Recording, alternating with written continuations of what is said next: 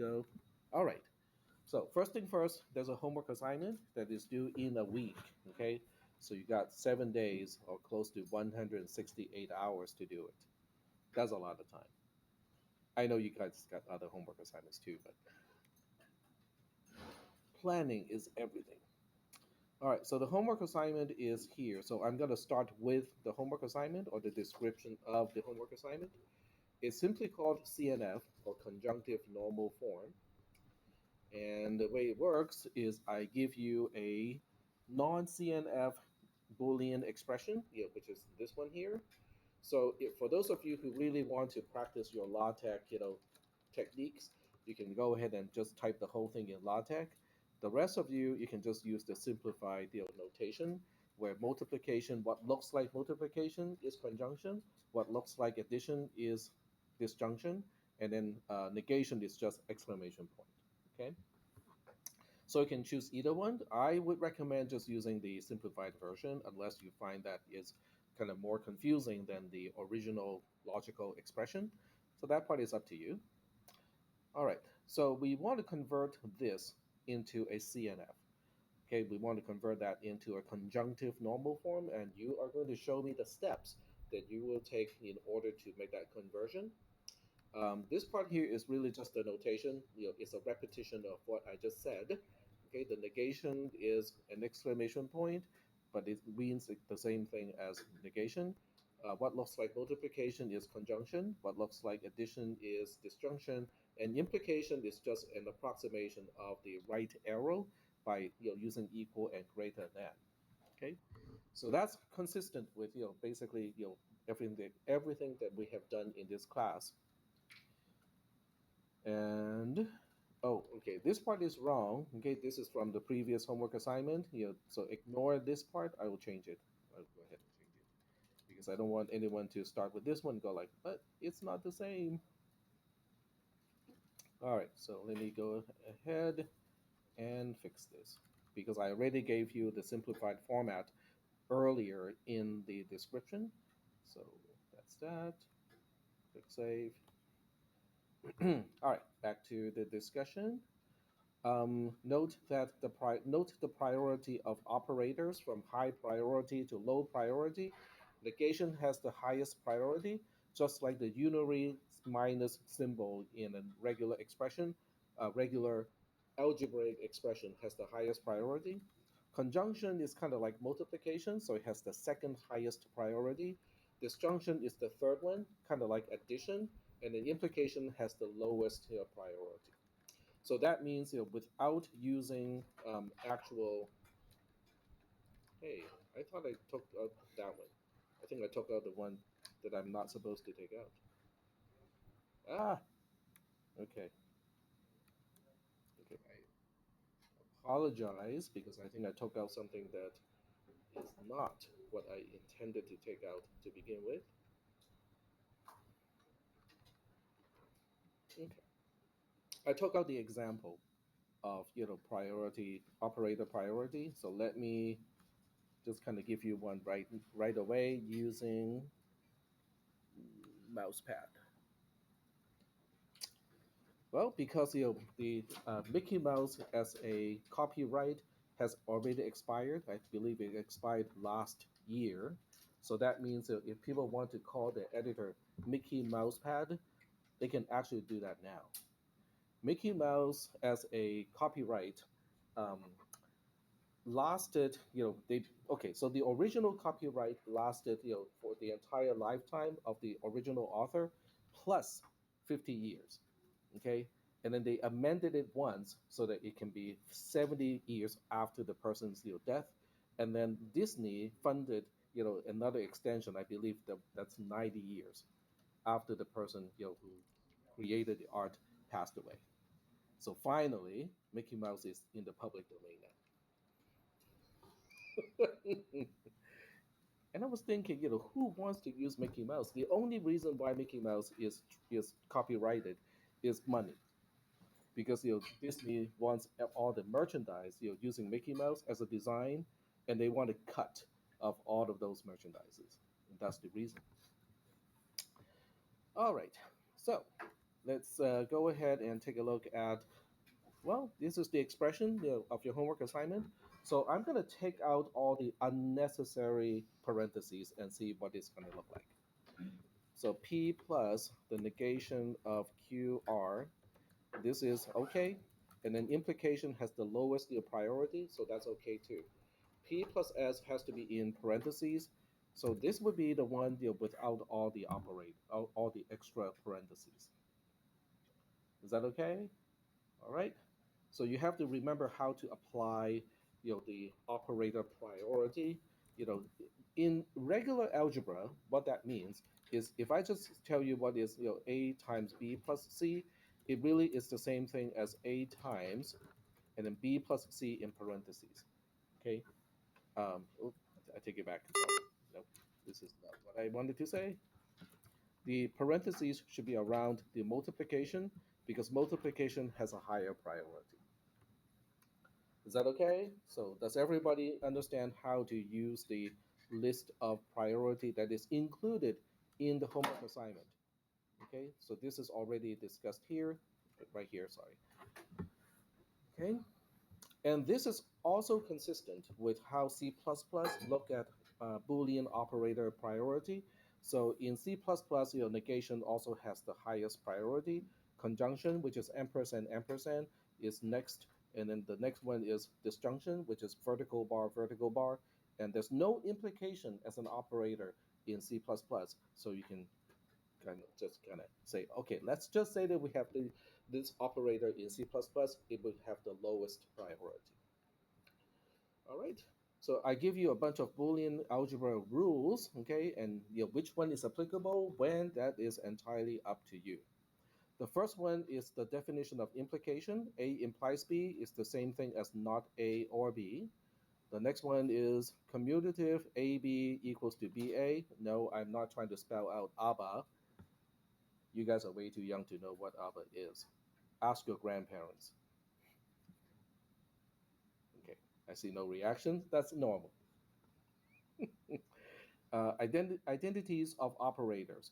So that means, A and 1. A and true is just A. A or false is also just A. A and false is false. A or true is true. Okay, so that's what these are. So some of these are useful to simplify.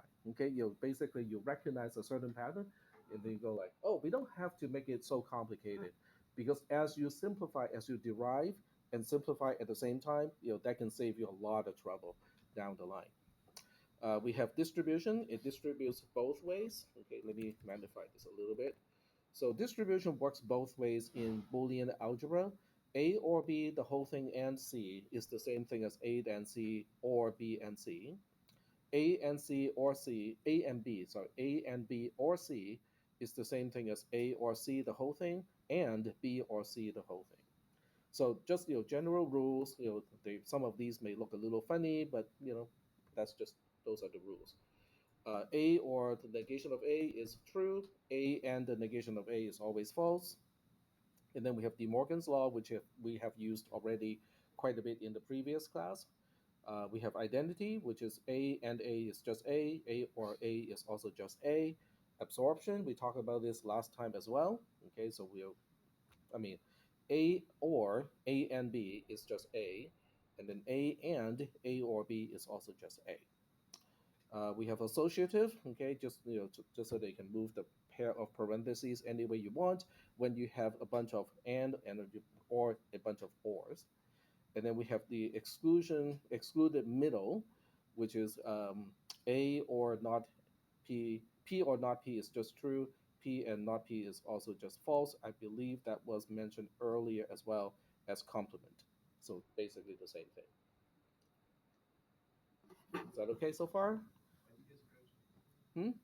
The reason why I scratched this one out is because resolution is something, is the next step. So I want to save resolution for later.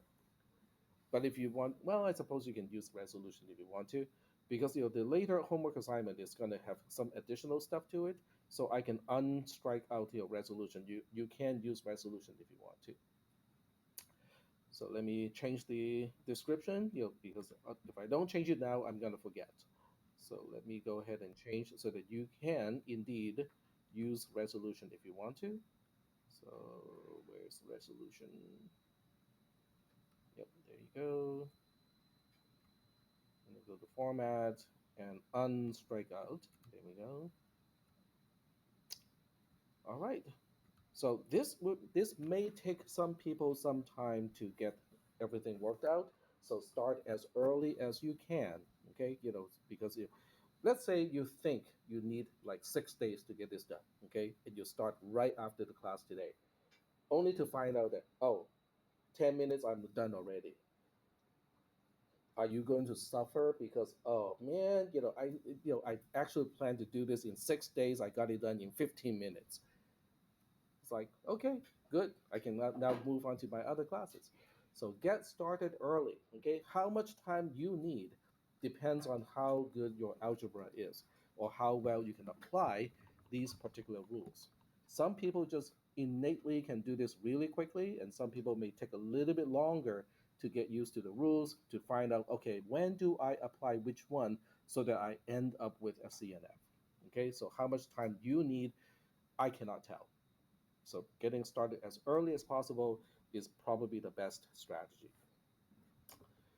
Are we okay so far? All right, cool. So now we're going to go back to the notes, okay, because I want to show you what happens when a proposed theorem is really not a theorem. In other words, I said, hey, go find that needle in this haystack. There's actually no needle in the haystack to begin with. So what happens in that case when we are trying to prove theorems the way that we are doing it now? So let's go ahead and go back to that module. I cannot read when the characters are too big. So let me go back to the normal zoom. And then we go back to propositional logic. Okay, we are recording. I just wanted to make sure that we are recording. Does anyone want me to go over the relation homework? I forgot to go over that on Monday. Are there any questions? Yes? No? Okay, I'm gonna have to buy a new T-shirt that says, there's no maybe. Yes. Okay, very good. So let's go ahead and talk about this one. Okay, very good. So I'm just gonna go to preview. Okay, so it is as if I'm answering all the questions the way that you do. All right, question number one. Consider the not equal to relation over all integers. Which of the following relation property apply? All right, so we cannot click totally ordered or partially ordered because those depend on the other properties. So we're going to try the ones that we can evaluate. Let's try anti-symmetric first. Not equal to, is it anti-symmetric? So the question really is asking, okay, so the first thing, how do you answer these questions? How did you answer these questions? Okay, I'll give you like a few options because I can actually see people doing all three options. One, Google it. Literally just copy and paste the entire question and Google it. That may not be very helpful. ChatGPT, on the other hand, may actually be able to answer the question. Okay, but if ChatGPT is answering the question, that means you may not be exercising what you're supposed to be exercising to understand the concepts. So I'm going to go for the most tedious part, the most tedious way to answer these questions. You go look for the definition of what anti-symmetric means. Okay, and I would use my own notes too. Okay, instead of going on the internet or going to another textbook, I would use my own text definition. So anti-symmetric, basically, okay, let me use Notepad here to quickly go over what is anti-symmetric. So anti-symmetric means, for all, you have to get two elements from X, okay? So for all EF in whatever X is, because X is the set that contains all the elements, the following has to be true. So the quantifying part is actually not a big deal. Okay, it looks almost the same for a few of these. It is what is inside the parentheses that is important. So in this case, it is saying, ERF and, so I'm going to use logical and here, FRE, close paren, implies F equals to E, or E equals to F. Okay, fine. We'll use alphabetical order like that. So this is the definition of what it means to be anti-symmetric.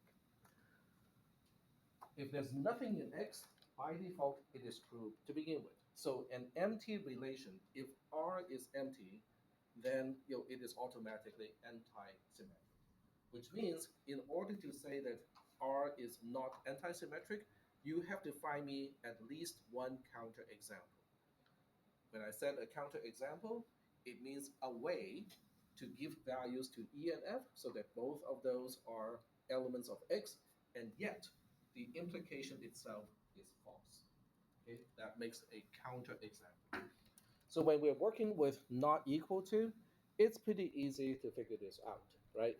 So first of all, you have to find me E and F so that this is true and this is also true. Well, this is a conjunction, okay? And not equal to is symmetric. Okay, what does that mean? 1 does not equal to 2 if and only if 2 does not equal to 1. Is that okay? 1 equals to 1 if and only if 1 equals to 1. So given any value in the integer, those two values they do not equal to each other if and only if flipping the order of the two numbers. Okay, so that means it's not difficult for me to find E and F to meet this requirement. Remember, R is not equal to in this case. If E does not equal to F and F does not equal to E, do you think E equals to F? No. So that means knowing that this is not anti-symmetric is fairly simple. Okay, it's really easy to find examples to show that this is not anti-symmetric. I still cannot answer whether it's partially ordered because I have to look at the other ones. Is it reflexive?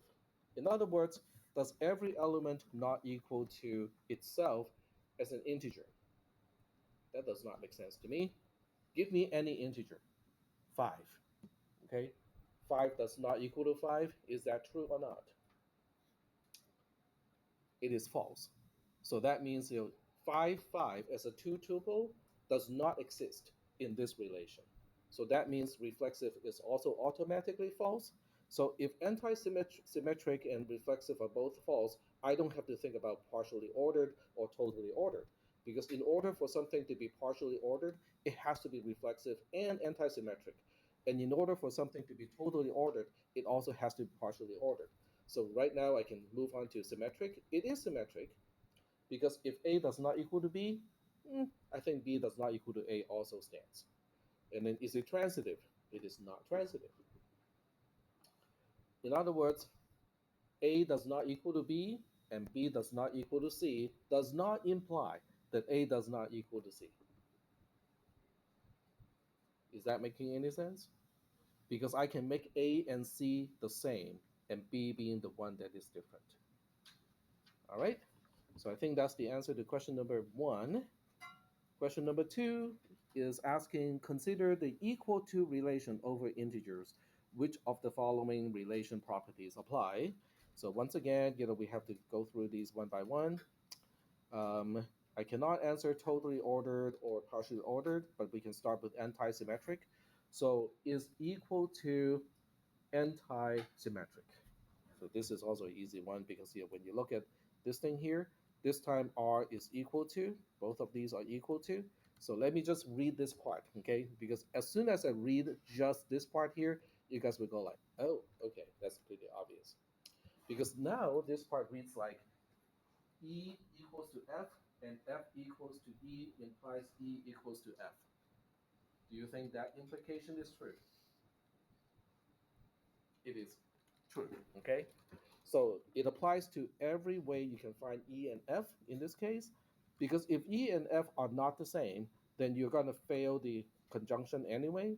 If you fail the conjunction, if the left-hand side of the implication is false, the implication is going to be true. So that means for this one, it is anti-symmetric. I cannot answer partially ordered because I have to answer two of the other three questions first. So first of all, is it symmetric? A equals to B if and only if B equals to A. Sounds about right. Okay, so let's click, and symmetric. Is it reflexive? Is every integer equal to itself? Does every integer equal to itself? Yep. Okay, it is reflexive. Is it transitive? A equals to B and B equals to C implies A equals to C. Does that hold? Yep. Okay. So now, because it is transitive, reflexive, and antisymmetric, it is also partially ordered. But if it is partially ordered, how do I know whether it is totally ordered? There's one property of a relation that is not listed here. It's comparative, comparable. Okay, in other words, if I take any two integers, can I establish whether one equals to the other one or the other one equals the first one? The answer is no, I cannot. Okay, let me pick two integers. Okay, let's pick 6 and 10. Okay, so the question really is asking, is at least one of the following true? 6 equals 10 versus 10 equals 6. You guys go like, that's a stupid question because it's neither. Well, that answers the question. It is not totally ordered. Because totally ordered means if I pick any two element out of X, they have to relate to each other one way or the other. Okay, in this case, if I pick 6 and 10, they do not relate at all using equality. So now we move on to question number 3. If R and S are both relations defined over X, and we also know that the intersection of R and S is reflexive, then what do we know for sure about R? Well, this is the answer. R has to be reflexive. So is S. Because for a relation to be reflexive, each element has to relate to itself. But can it have additional two tuples in the relation? Yeah, you can have anything you want. Okay, it's just that you must have the two tuples so that each element of X relate to itself. So if the intersection is already reflexive, that means the two sets that are used to create the intersection, each one must have the same two tuples as well, which also makes R and S both reflexive also. Is that okay? All right. Question number 4. Consider the less than relation over integers. Which of the following apply? So it's kind of the same, similar in this case. So I cannot answer totally ordered or partially ordered because I have to know whether it is reflexive and transitive and also antisymmetric. Is it reflexive? It is not reflexive. It is not reflexive because an integer is not less than itself. Okay, it is not reflexive, which means automatically it cannot be partially ordered. If it's not partially ordered, then it cannot be totally ordered. So the first three are definitely not. Don't check these boxes. Is it symmetric? In other words, if A is less than B, is it automatically that B is less than A? Nope. So it's not symmetric. Is it transitive? A is less than B and B is less than C implies A is less than C. Yep, it is transitive. Is it anti-symmetric? Now, this one is a little bit tricky. So if you think about anti-symmetric, let me switch back to the notepad here. I'm really asking about this question. Okay, if E is less than F and F is less than E, implies E and F are the same. All I'm really concerned about is the implication itself. Is the implication always true? Well, so the way you think about this is to ask, well, what does it take for implication to be true? Either both sides are true or the left hand side is false. Okay? So you ask, can I make the left hand side true? Because if I cannot even make the left hand side true, then the implication is automatically always true. Does that make sense? Okay? So, so that becomes the question I'm going to ask. E is less than F and F is less than E. Can they both be true at the same time when E and F are integers? The answer is no. Well, if the conjunction is always false, then the implication is always true. I'm done. So it is antisymmetric. All right, so that is the answer to question number 4. For question number 5, consider greater than or equal to. So basically, kind of the same thing, except it's greater than or equal to. So we'll start with antisymmetric. This one is antisymmetric, okay? Because if A is greater than or equal to B and B is greater than or equal to A, that can only happen when A and B are exactly the same, okay? Is it symmetric? Nope, it is not symmetric because A is greater than or equal to B does not imply it's not if and only if either B is greater than or equal to A. Okay, so it is not symmetric. Is it partially ordered? Not no, I don't know it yet because I have to answer the other two questions. Is it reflexive? If I give you an integer, is that integer always going to be greater than or equal to itself? Yep. Okay, check that. Is it transitive? Yep, it is transitive as well. So, because it is transitive, reflexive, and also antisymmetric, that means it is partially ordered. So the next one is it totally ordered? In other words, if I pick any two integers, okay, let's say 16 and 32, okay, can I say either 16 is greater than or equal to 32 or 32 is greater than or equal to 16? The answer is yes. Okay, so greater than or equal to is relating every pair of integers. Is the only question is in which direction. Okay, so that means it is also totally ordered. Question number 6. Oh, I like this one. If R is a relation defined over X, if R itself is known to be reflexive, which of the following do we know for sure, regardless of the actual definitions of R and X? Okay, so let's look at each one. The cardinality of R is less than the cardinality of X. I don't think so, because every element has to relate to itself. So that means the cardinality of R has to be at least the, the same as the cardinality of X. It can be greater than, but it has to be at least the same. None of the other answers? Okay, we'll wait until we evaluate the other one. The cardinality do not equal to each other. We don't know. I mean, they can equal to each other, so we cannot answer this one for sure. They have to equal to each other. We don't know that. We don't know about that either. Okay, because they can be one can be greater than the other one. R can have a cardinality that is greater than the cardinality of X. So the only other answer here is R. The cardinality of R is greater than or equal to the cardinality of X. This is the correct answer. Question number 7, the last one. If R is a relation defined over X and R is known to be symmetric this time, which of the following do we know for sure is true, basically implied is true, regardless of how R and X are defined? The cardinality of R is even. Nope. I can I can throw in, okay. Do you guys want an example or you know already why it is not true? Okay. All right. Next one is R. The cardinality of R has to be less than the cardinality of X. Nope. That doesn't have to be the case.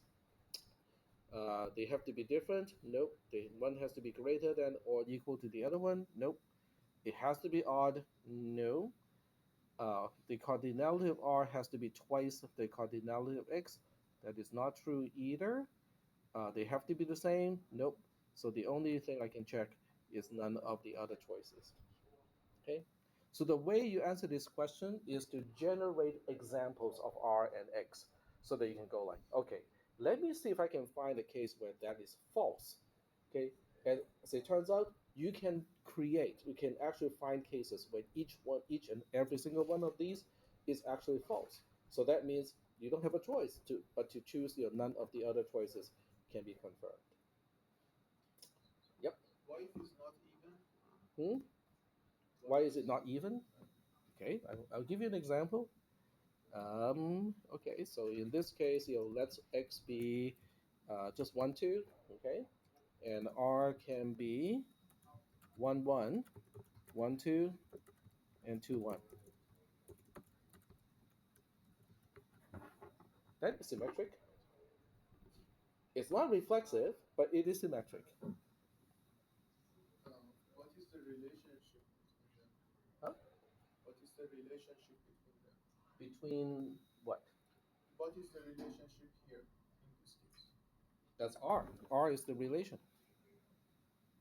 That's R. One relates to one relates to two relates to one. So now you have to ask the question. Okay, so let's check. Let's double check because sometimes I don't read the question carefully, even though it's my question to begin with. So the question is this symmetric? Is this R symmetric over X? It is.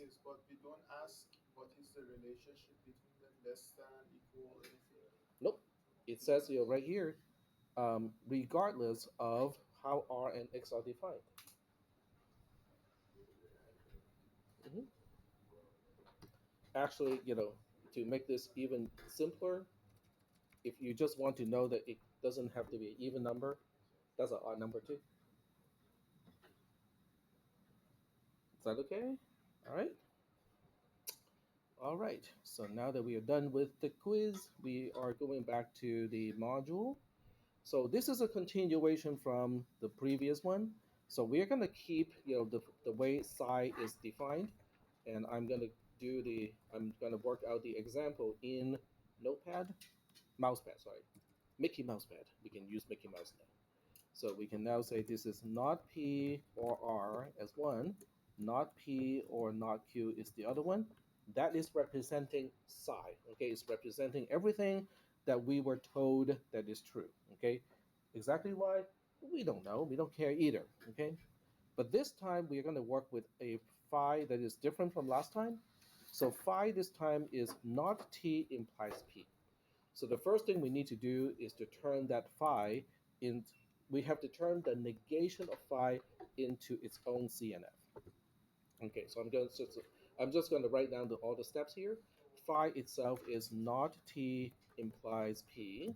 So that makes the negation of that the negation of not T implies P. So now I have to use Boolean algebra to turn this into a CNF. I don't really have an option here. The first thing that I need to do is to apply the definition of implication. So now I have not T or P, and it is inside a negation itself.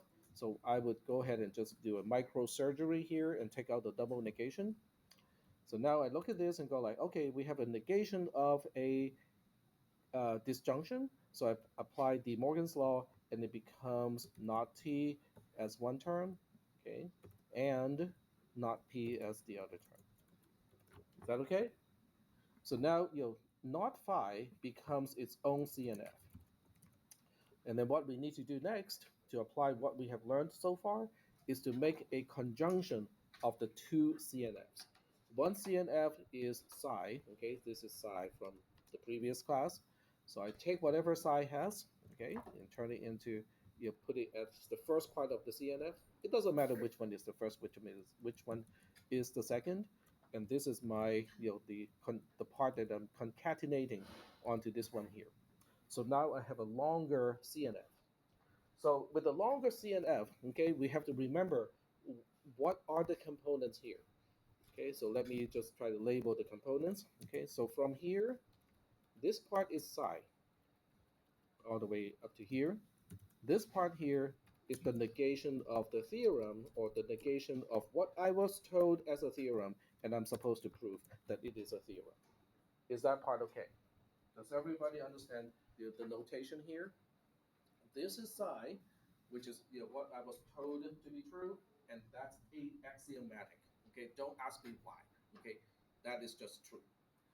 This part here is representing the theorem that I'm supposed to prove, which is not T implies P, but it is the negated version of that turned into a CNF. So now we have a conjunction because remember this operator here is a conjunction. So now we have psi and not phi, using the technique that we have already previously talked about called proof by contradiction. If I can show this is false, okay, this entire thing is false, then I have proven that phi is indeed a theorem of psi. If when I say that phi is a theorem of psi, all that really is saying is psi implies phi. It does not mean that phi is true. It is just saying that psi implies phi. Okay, so I want to make that very clear. All right, and at this point, okay, the argument of using this particular approach to prove a theorem is your space is finite. In other words, there are only so many ways you can arrange to have expressions, especially disjunctions. Okay, in this case, let's say we have, let's see how many variables do we have? We have one, two, three, and four. Okay, so four is a little bit too much for me to enumerate by hand. Okay, but if you think about every possible disjunction, okay, it can have three slots, right? Because we have three variables. Oh, we have four. Sorry, I take it back. We have four variables. So each disjunction can only have, can only mention up to four variables. We have P, we have Q, we have R, and then we have T. S is missing.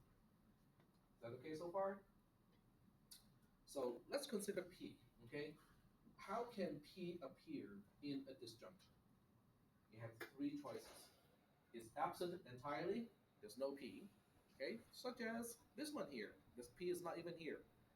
P can be negated, like this one here, P is negated, or P can be not negated. We don't have an example of P being not negated. But anyway, it has three choices. Okay, it can not show up, it can show up and be negated, or it can just show up without negation. Is that okay? Three choices. What about Q? Three choices. R, three choices.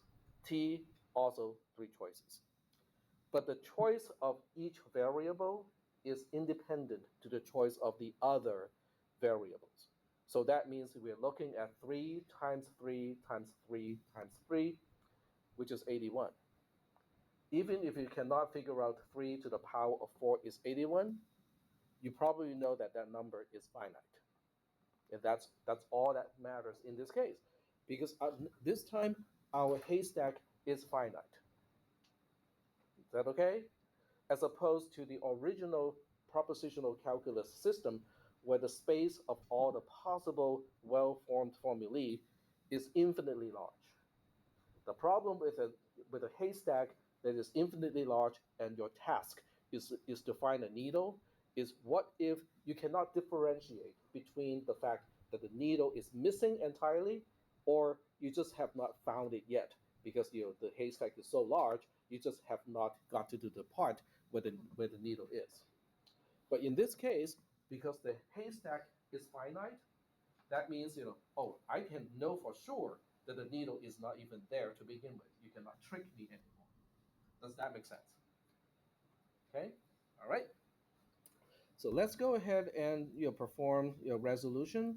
So there are a few ways to perform resolution. This is another way to do it, is to label each one with a number. So this way I can refer to the number. So this way, when I perform an actual resolution, I can say which two resolves to the new expression. And this time it is probably a good idea to do it this way, because there are probably more ways to do this than the other one. I cannot remember. Maybe there's no way to do it. Oops, I take it back. That's just not T, and this is just not P. Okay. Well, I take it back. There's no way to perform any resolution at all. Okay. How do we resolve? What are we looking for? In order to perform one step of resolution, we need to pick up two disjunctions. And of the two disjunctions, one should have a variable not negated, and the other one should have the same variable but negated. That's the rule. Okay, it's a very syntactic kind of rule, which means there's no meaning behind the whole thing. We are really just looking for a pattern. Okay, so we can look at one and two. Okay, can they resolve? Does one have a variable that is negated and the same variable is not negated in the other? Nope, doesn't happen. What about one and three? No, doesn't work out either. 1 and 4, nope, that does not work out. Even though P and not P are both in here, we are looking for P negated on one and P not negated on the other one. And since they're both negated, it doesn't work out. Okay? So now I have already exhausted every single way to pair up something with number one, and nothing works. So let's look at number two. So you look at two and three and you ask, can they resolve? The answer is no. They don't even share the same variable. Okay, one has p and q. Whether they're negated or not is not even does not even matter in this case because three does not even have p or q. Okay, what about two and four? They cannot resolve because even though they both mention p, both of them are negated. Okay, so they cannot resolve. Then we look at three and four. Pretty clear they cannot resolve. Okay, they don't even share a same variable. So now I have already looked at every single possible way to try to look for something to resolve to give me a new disjunction, and there's no way. So that means I'm now at a dead end. I cannot get to the zero that I want to get to, but yet I cannot produce anything anymore. So that means the original phi, okay, the original phi, which is this expression here, is not a theorem of psi. Psi does not imply phi in this case. Well, does that mean that phi always is always false? Nope, it doesn't mean that at all. It simply means there's no implication between the psi, which is this, versus the phi, which is over here. Is that okay? All right. So that pretty much concludes this entire module. Okay. So we started off with propositional logic defined in the very classical sense. Okay. If you are to take a philosophy class, okay, critical thinking or something along that line, they probably will talk about propositional logic, the original way that we talked about it. Yes, question. This theorem is not proved, right? So we have proven that phi is not a theorem of psi. That's the conclusion. We know for sure that phi is not a theorem of psi because we hit a dead end without getting to false. So getting back to the big picture, right? So, and then we found out that even though the original way of looking at propositional logic is great if a person is doing it, we found that with a computer it becomes really difficult to do because you cannot really tell whether the needle is not in a haystack or you just have not found it yet. Okay, so to a computer to a programming, there's a problem called does the program even terminate? And we cannot even tell whether the program will terminate or not. Okay, so that's a problem. So then we talked about resolution. Okay, the resolution is just a mechanism. Okay, so if you want to look it up, it should be pretty easy. So you just look up resolution. Resolution is referring to this particular implication here. So resolution is a very interesting thing because we start up with three things on the left-hand side of the implication, and we only end up with two of the three things on the right-hand side. So that means every time you apply resolution, you are reducing the number of things by one. So if you keep applying resolution, things get smaller and smaller. They don't get bigger and bigger. Which means at some point either you hit a dead end and go like, I cannot apply any more resolution, or you get to the resolution where there's nothing left. But with nothing left in quote unquote a disjunction, it simply means you have the default value of false. So that means you have arrived to a conclusion of, oh, okay, it resolved to false. But if something resolved to false, what is the meaning of that? So that part cannot be answered by resolution. That part can only be answered by proof by contradiction. So proof by contradiction is right here. So the first part of proof by contradiction is a mini theorem followed by the actual theorem to basically say mechanically we can say that if psi implies phi, okay, then we also know for sure that the conjunction between psi and the negation of phi has to be zero, has to be false. That's the whole basis of proof by contradiction. you have to negate the very same theorem that you want to prove to be true.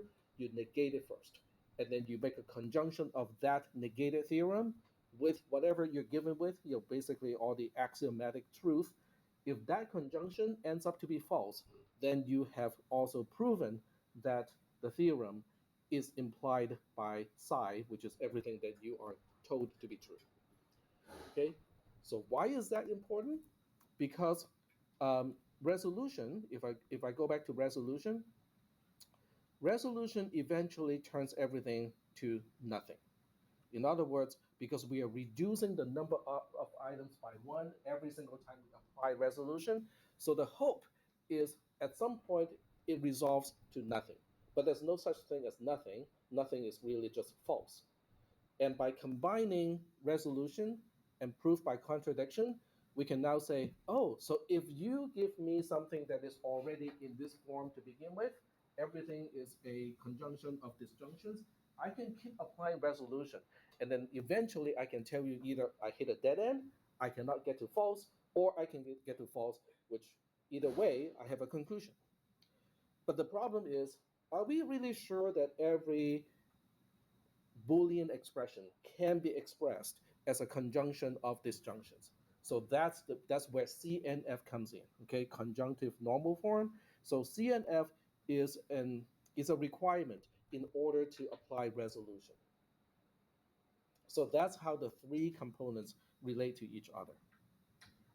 And as far as I know, I'm the only person who teach this topic in this particular way. I'm not saying it's a good thing. I'm not saying it's a bad thing. I'm simply saying that if you get a textbook, it probably does not arrange the topics the same way that I do. Are we doing okay so far? The reason why I arrange the topics like this is because my focus is computer science. It is not philosophy. So I want to boil everything down to a level where it can be implemented by logic. Yes. How do you really apply this when you are testing? So, so at the beginning, if we recall the first day, you say that this is very related to testing, but how do you, I mean, the only way how I see this related to testing is just when you're building conditionals for your algorithm or to Oh, anything I related. give you a psi that is not a CNF. I give you a phi that is not CNF, and then I ask you to apply exactly these techniques to either prove, the phi is a theorem or is not a theorem of the psi. Okay, imagine this. Okay, imagine that you randomly generate a Boolean expression as psi. Okay, just any Boolean expression, not a CNF. And then you also randomly generate using the same variables in another Boolean expression that you call phi. So now you have psi and phi, just like I have those two here. And your job is to prove one way or another whether your phi is a theorem of psi. But you're going to use the same technique. Convert psi into a CNF, convert not phi to a CNF, make a longer CNF, perform resolution until you find false or you hit a dead end, and then you make a conclusion. That's how you're going to be tested. So that means your Boolean algebra, technique has to be at least reasonably good in order to kind of get a good score out of this. Yes. I think what he may have been asking about is like, how would you use this to test your real life code to make Exactly. sure? That's what I was Oh, referring to. okay. I totally That's exactly what I misunderstood was your referring to. question. Thank you. So, are you about to make the same point that I totally missed the mark? Okay. Um, well, this is, I think the relationship has to do with, how we convert a system of logic that was originally designed to work with people, and mechanically we convert it into a very mechanical form where it can now be applied by a computer. So I think that's the importance of this particular topic. It's also a very good introduction to Boolean algebra. Okay, because you need Boolean algebra to convert from a Boolean expression into a CNF. That's what I was referring to. That the only time that I see this working is just when you're working with conditionals and perhaps with Boolean, but not when you're actually So segments. let's take a sub part of this thing. Okay, let's take a component of this entire thing. Let's just focus on Boolean algebra, and then we think, okay, why is Boolean algebra important? Okay, so think about this as a developer. Okay, so you are a developer or software engineer.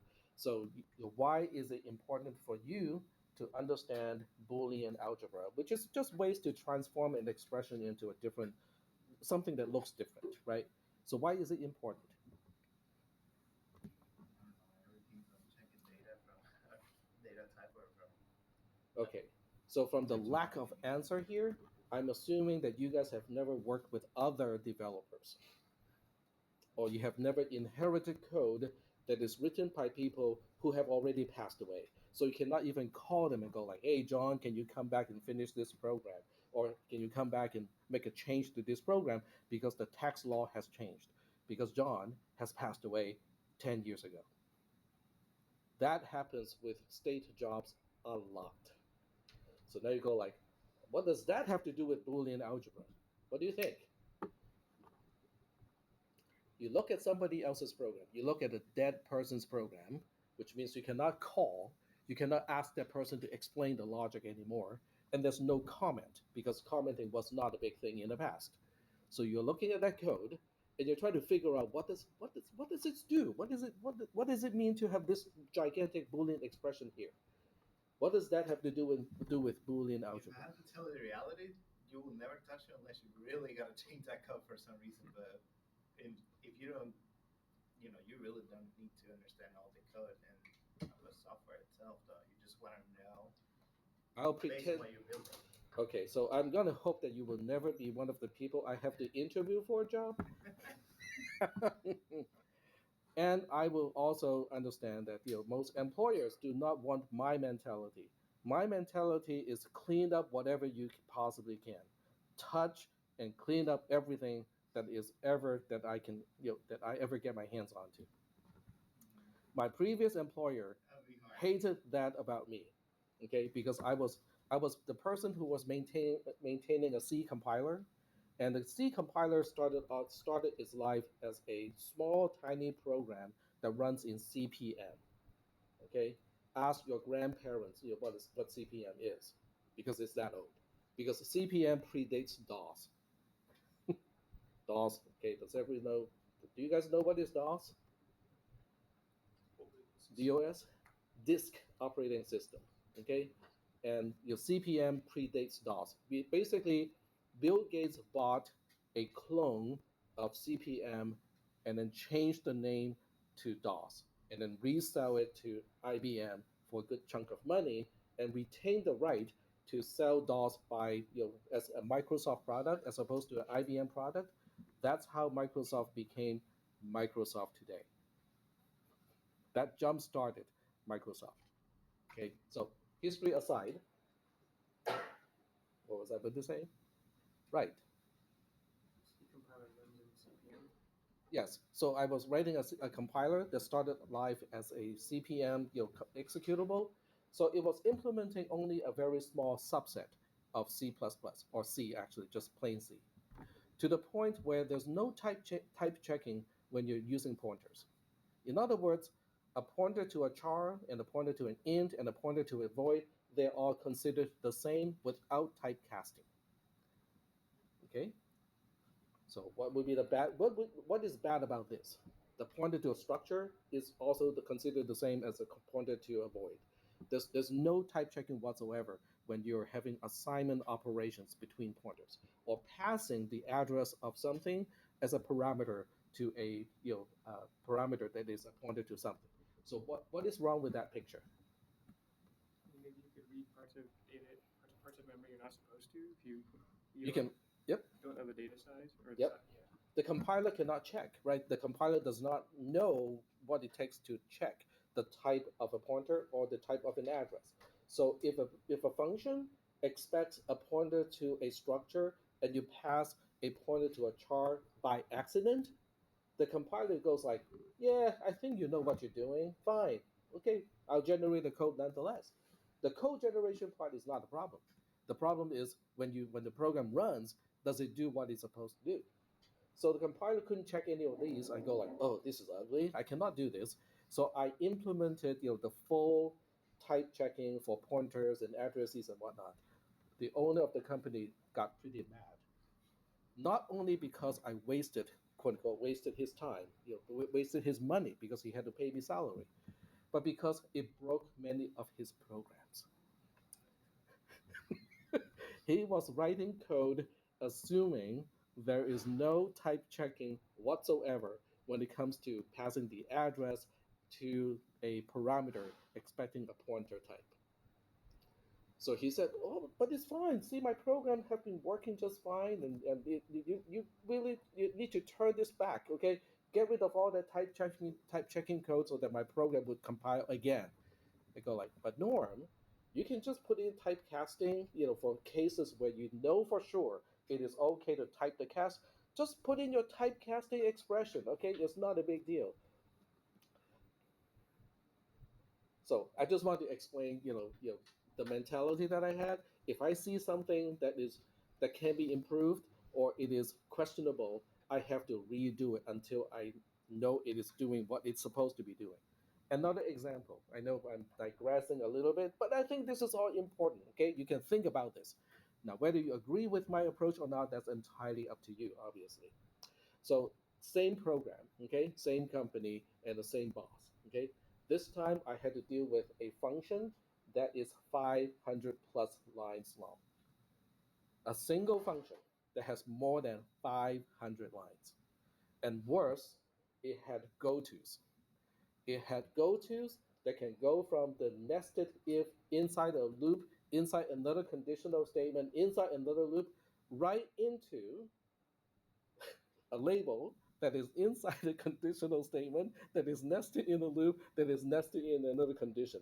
I looked at that program and global variables too. There were a whole bunch of global variables floating around, and then the subroutine is checking the value and changing the values of the global variables at the same time. I was going like, I have no idea what this code is doing. I tried my best. I used a debugger, step by step, line by line, statement by statement, trying to figure out what does this do? What is the objective of this code? How does it work? I couldn't figure it out.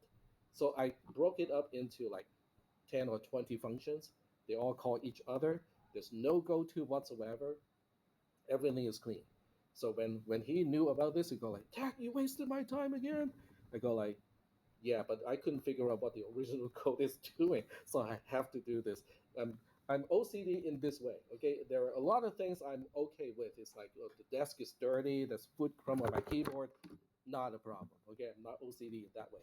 But when I see code that is ugly, questionable, and just looks like there can be cockroaches hidden in it, I cannot stand it. I take my flamethrower out and go like, let's just get rid of this code and rewrite the entire thing.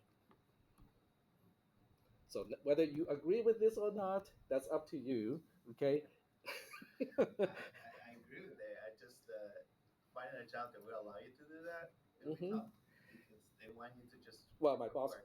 my boss could not fire me either. So he actually does not have the option either. So I pretty much get to do whatever I think is the right thing to do. Sometimes it makes him a little angry. The Okay, I know we are sidetracking even more. The top, but this is funny. This is like actually funny. When we had an argument with my boss, if I disagree with him, he's actually happy about it. Because in his mind, he is the smartest person of the entire company, and I'm the second smartest. So it's always more meaningful when you win an argument against the second smartest person in the company, as opposed to the last person in the whole company, because that is meaningless to him. It's a meaningless victory if it's not me. So he likes to argue with me and win the argument. There was one time I was really tired. It was lunchtime, and he kept trying to convince me that his way was the correct way. And I finally gave up and said, "Okay, fine, Norm, we'll do whatever you say." Oh man, he got so pissed. He cussed, and then he walked away angrily. I go like, "What? I just said that I would agree to do whatever you said. Why would you be upset about it?" Because I gave up without arguing with him. He missed that chance to show that he is intellectually superior to me. And then later on that day, he came to apologize. So funny stuff from work. This is like from way back when. Okay, I worked in industry sometime between 1990 and 98. So that's a long time ago, before most of you were born. Yep. So, but anyway, getting back to the original point, okay, why is Boolean algebra important? Because if you understand Boolean algebra, you can think of a way to express the logic in the way that you make sense. Okay, you say, okay, but it makes sense to express the logic this way. But when you read the code that somebody else has wrote, okay, it can be expressed differently. So the key is this the same as what I think it should be? That's the question. And Boolean algebra can help you to go from here to here. Is that okay? So I know I just used what, yeah, 15 minutes or so, just to make a point, but I think it is an important point. Okay, Boolean algebra is important if you are planning to become a developer or a software engineer.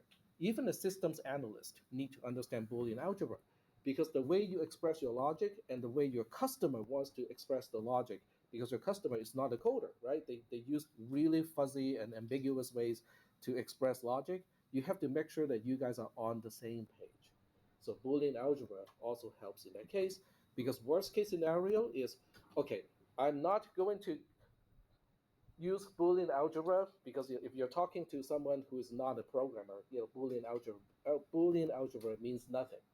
But we have one technique in this class that can be useful for any kind of client. And what is it? It's a term that I use in every single class. Truth table. Worst case scenario is you use a truth table to show your client, okay, these are the things that can be true or false, okay, and when this is true, this is false, this is true, and this is true, this is what we are supposed to do. Is that what you want the program to do? Because this way you can enumerate every single possible scenario. And then your client will like, yep, yep, yep. No, no, with this one, we actually want to do the same thing as the other one.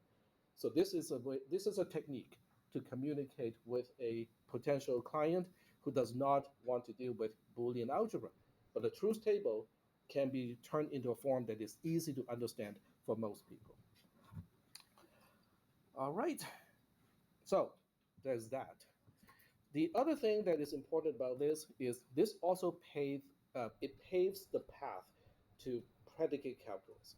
So predicate calculus, which is also known as let's see, first this second order logic. Okay, propositional logic is also called first order logic, and then predicate calculus is called second order logic.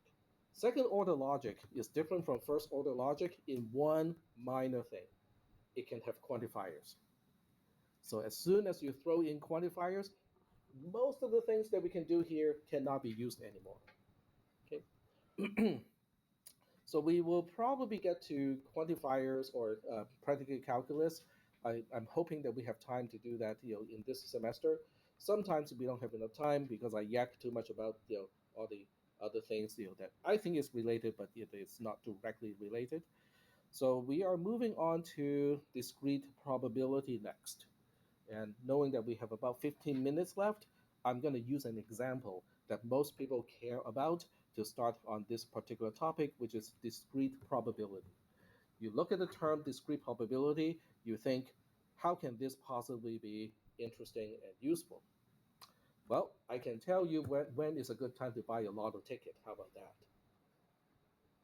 Okay, nobody seems to be interested. Oh, all right. So let's go check out, the California Lotto, and we are specifically looking into what is the name of that thing? Powerball. Yep, thank you. So we look at the Powerball, thing, and then we go to the state lottery website. And the first thing is we look at how it is advertised. Okay, so where's the jackpot amount?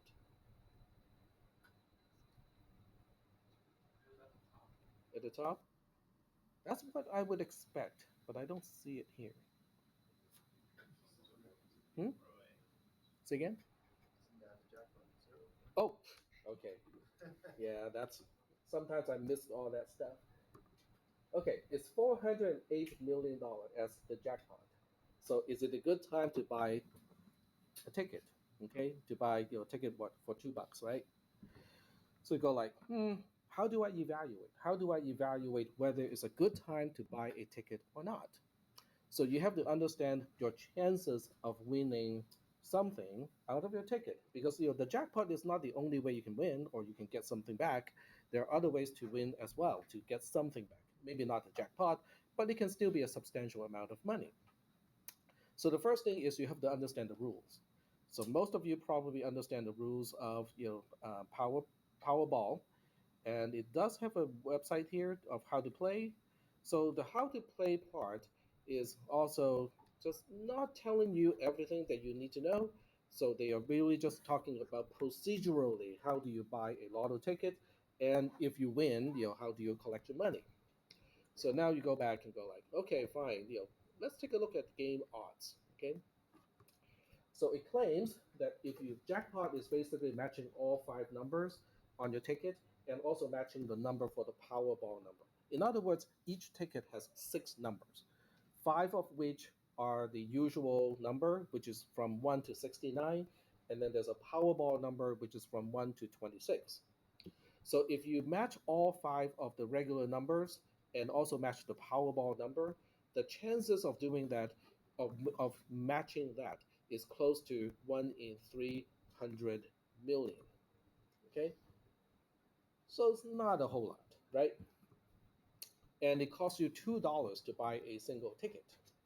So now you go like, okay, so hypothetically, if the jackpot is $600 million and I just go to the bank and take out a loan to buy every single possible ticket, then I guarantee myself to win. So is that a good trade?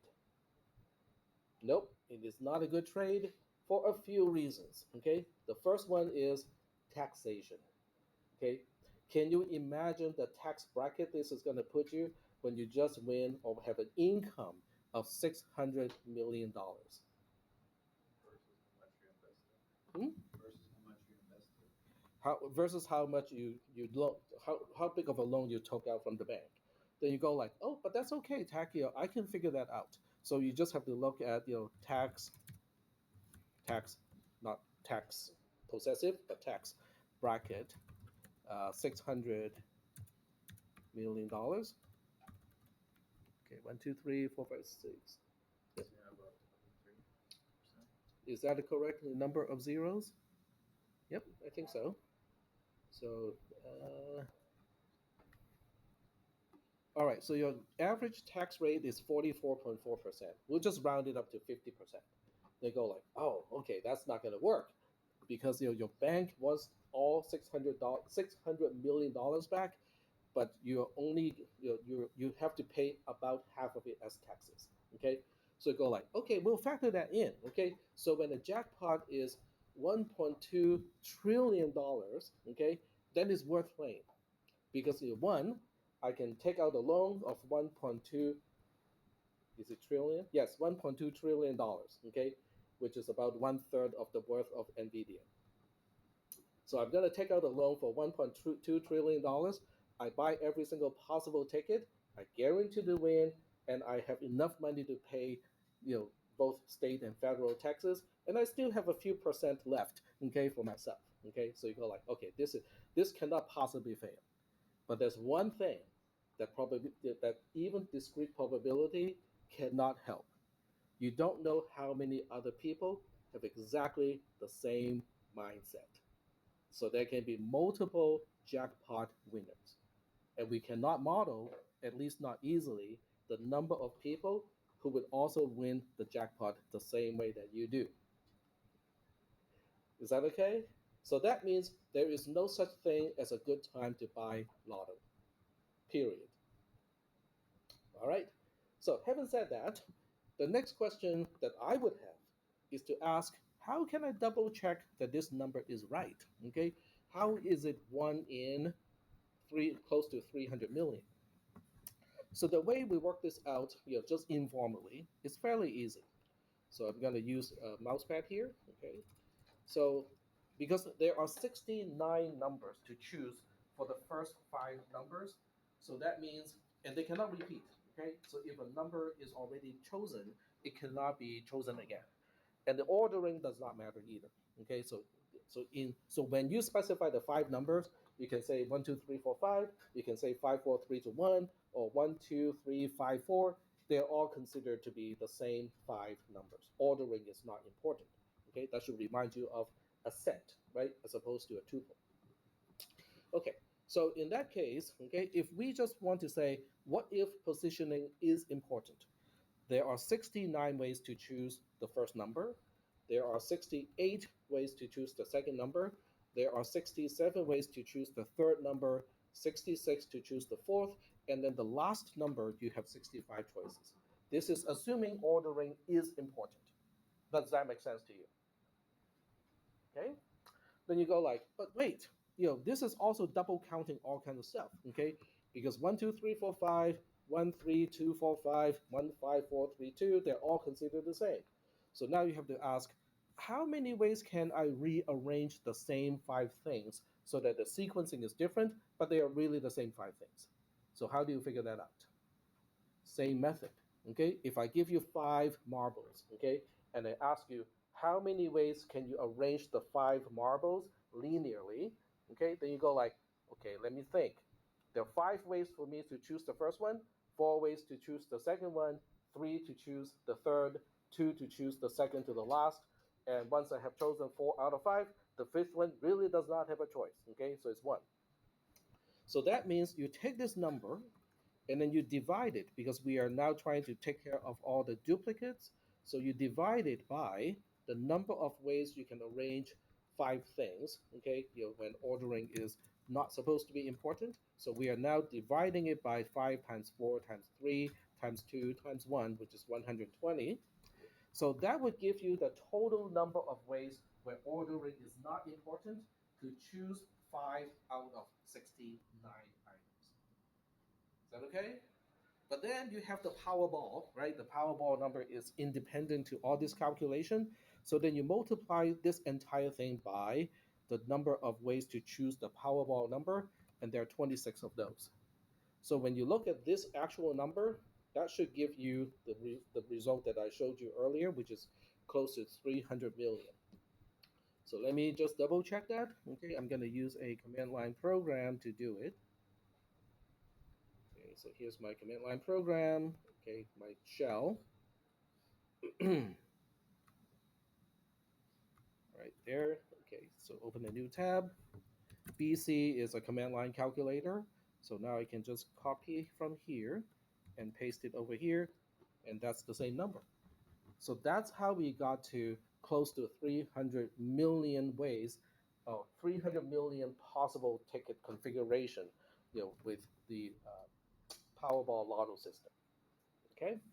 So now you look at this and go like, okay, so maybe I can win some other prizes too. What are the chances that I win something else? Well, it actually shows you the odds of all of those things too. So if you want to get like $11 million, this time close to 12, all you have to do is to match five of the five numbers and not match the Powerball number. If you match any four of the five, you still make $36,000. Okay. If you match any three out of the five, you only get $580. Um, no, five. The odd is 1 in 580. Okay, I take it back. I mistakenly said these are the money amount, but it's not. These are the chances. Okay, and then the money amount is also disclosed, but the way they disclose that money amount is go to past winning numbers. So if you go to past winning numbers, pick one, and then they will show you, if anyone won the jackpot this time, it would have been $388 million. No person, okay, won the second prize, which would have been $387,870. But two people won the third, which means the four out of the five numbers match, plus the Powerball also matches. Two people got that one, which is for each person got $19,777, and so on. So you can see that, I mean, look at, if you look at the lowest price, the lowest price, 46,402 people won that prize, which basically, give you enough money to buy another ticket. Okay, so the question is, after factoring in all, okay, first of all, how do we come up with the odds of winning each particular prize? In other words, you look at the prize money, and then you look at the odds. Oh, okay, I take it back. Okay, take this back to odds. Okay, so the question is, how do we figure out the odds of all of those, non-jackpot, prizes? So that's one application of um, discrete probability. We are close to the end of the lecture. So you go like, but I'm not going to buy any lotto ticket. I'm not going to go to a casino. So this topic cannot be related to me anymore. Well, do you play video games? Some of you do, some of you may not. Okay, so if you play video games, most of you probably have a Wi-Fi connection, because a wired connection is a hassle. Okay, to route all those Cat5 cables in your house. So let's say you have a Wi-Fi setup, and you're playing a video game, but somehow in your household there's a microwave oven right between where the router is and your gaming computer. And we'll just assume that you're using older technology, so we're using the 2.4 gigahertz Wi-Fi signal. Well, 2.4 gigahertz is a lot of things. It is also what Bluetooth uses. It's what Wi-Fi G and N uses. It is also the frequency of your microwave oven. Your microwave oven, you go like, but it has a door. Okay, I'm protected. I don't get cooked when I cook something in the microwave. What is the big deal? It leaks a lot. Okay, so if you never had this experience, give it a try. Okay, try to get into a high pressure, high stake kind of video game using an older Wi-Fi setup, and then have your family member to try to heat up some water or soup at the same time and see what happens. Okay, there's a massive amount of interference. Okay, you're gonna get lag time that is so bad, you go like, oh, might as well just kind of throw up and throw my hands up and give up the game because it's so bad. Okay, so what does that have to do with probability? Well, because you want to figure out what are the chances that each packet will have at least a certain number of error bits. Okay, you can have self-correcting packets where a certain number of error bits will still be survivable, but then beyond that point, the packet has to be retransmitted. Okay, so now you have to say, what are the chances that a packet, a UDP packet, will have to be retransmitted because my sister is trying to heat up her soup in the microwave oven while I'm playing my video game? I think that is a very important topic to explore. So that's what we're going to do next week. Meanwhile, if you want to conduct that kind of experiment of how bad a microwave can mess up your Wi-Fi transmission, go ahead. Okay, I think you'll be impressed. And no, the microwave cannot cook your brain. Not from your Bluetooth headset. Even if you wanted your brain to be cooked and fried using a Bluetooth setup, it simply does not have enough connection or enough energy to do that, because your brain is mostly water. As much as we want to think that we are smart, no, not really. It's just grease and water.